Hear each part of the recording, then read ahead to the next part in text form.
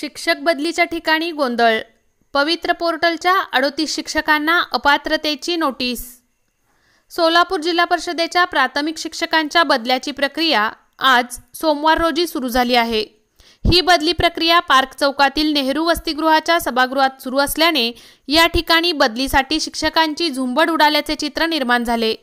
दरम्यान पवित्र पोर्टलद्वारे आलेल्या 248 शिक्षकांपैकी 38 शिक्षकांना प्राथमिक शिक्षण विभागाने अपात्रतेची नोटीस दिल्याने या शिक्षकांमध्ये चिंतेचे वातावरण असून कागदपत्र तपासताना शिक्षण विभाग झोपला होता काय असा सवाल आता या निमित्ताने उपस्थित केला जात आहे. प्राथमिक शिक्षणाधिकारी कादर शेख, उपशिक्षणाधिकारी संजय जावीर यांच्यासह प्राथमिक शिक्षण विभागातील सर्व कर्मचाऱ्यांची यंत्रणा समुपदेशाने बदली प्रक्रिया राबवत आहे. दरम्यान सोलापूर जिल्हा परिषदेला शासनाने नव्याने भरती प्रक्रियेतून पवित्र पोर्टलद्वारे मराठी माध्यमसाठी नव्याने 223, कन्नड माध्यमसाठी 10 व उर्दू माध्यमसाठी 15 असे एकूण 248 शिक्षक आलेले आहेत. यातील 38 शिक्षकांना वेगवेगळे कागदपत्र नसल्याने अपात्रतेची नोटीस दिली असल्याचे कळते. ही माहिती मिळताच DED या संघटनेचे राज्याचे अध्यक्ष संतोष मगर यांनी नेहरू वसतिगृह येथे धाव घेऊन थेट शिक्षण आयुक्तांनाच फोन लावला. यामुळे या शिक्षकांना थोडाफार धीर मिळालेला आहे. आम्ही पवित्र पोर्टलवर नियमानुसार जेव्हा आम्हाला ऑप्शन जनरेट झाले त्यावेळेस आम्ही खातं जमा करून विषयानुसार आम्ही ऑप्शन दिले. जसं की माझं BA विषय हा इंग्लिश आहे, हिंदी आहे, तर मी खातं जमा करून मी इंग्लिश आणि हिंदी विषयाच्या जागा भरल्या, ऑप्शन भरले आणि त्यानुसार माझी उर्दू माध्यमला हिंदी विषय म्हणून निवड झाली. आणि आता ते सांगतायत की तुमचं माध्यम शिक्षणाचं उर्दू नाही आहे, पण इथे भाषा विषयासाठी निवड करण्यात आलेली आहे आणि या ठिकाणी माध्यमाची गरज नाही आहे असं आयुक्त सरांनी पण सांगितलेलं आहे आणि खातं जमा करून आम्ही ऑप्शन दिलेले आहेत.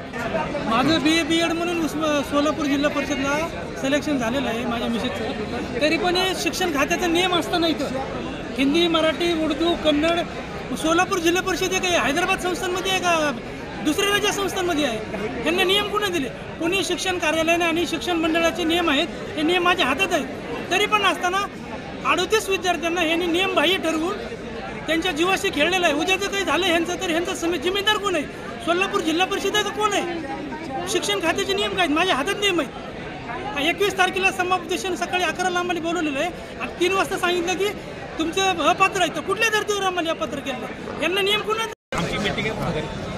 पवित्र पोर्टलच्या माध्यमातून सोलापूर जिल्हा परिषदमध्ये शिक्षकांच्या या ठिकाणी शिफारस झालेली आहे, परंतु यामध्ये शिक्षण विभागाने वेगवेगळे कारणं देऊन जवळपास 38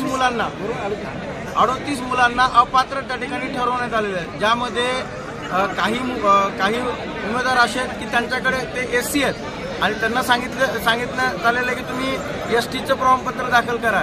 काहीची नियुक्ती पदवीधरमध्ये झाली आहे, त्यांना सांगितलं तुमचं DEd नाही आहे. आणि ज्यांचं उर्दू माध्यम किंवा कन्नड माध्यममध्ये विषय शिक्षक म्हणून निवड झालेली आहे. खरं तर हे अधिकार आहेत आयुक्त कार्यालयाने नियम ठरवण्याचे. हे नियम असताना सुद्धा त्यांची शिफारस झालेली असताना सुद्धा जिल्हा परिषद कार्यालय या ठिकाणी यांना अपात्र म्हणून त्यांचं यादी जाहीर करते आणि त्यांना या ठिकाणी डावलण्याचं काम करते. या विरोधामध्ये आम्ही आज जिल्हा परिषदला आलेलो आहेत आणि जे काही चुकीच्या पद्धतीने नियम यांनी लावलेत ते नियम तात्काळ रद्द करून 21 तारखेला जे पवित्र पोर्टलच्या उमेदवारांचं समुपदेशन ठेवलंय यांना सुद्धा त्या ठिकाणी सामावून घेऊन नियुक्त्या द्याव्यात या मागणीसाठी या ठिकाणी जवळपास 40-50 उमेदवार आलेले आहेत. आपण काय शिक्षण आयुक्तांना बोलले होते काय? हो, शिक्षण आयुक्तांना आम्ही या ठिकाणी बोललेलो आहोत. कारण नियम जे आहेत हे आयुक्त कार्यालय म्हणजे शिक्षण विभागाने ठरवलेले आहेत. शिक्षण विभागाचे नियम असताना सुद्धा जिल्हा परिषद वेगळे नियम कसं काय ठरवू शकते हा या ठिकाणचा मुद्दा आहे आणि तो आम्ही आता शिक्षणाधिकाऱ्यांशी बोललोय. लवकरच आम्ही CO साहेबांशी सुद्धा भेट घेणार आहोत.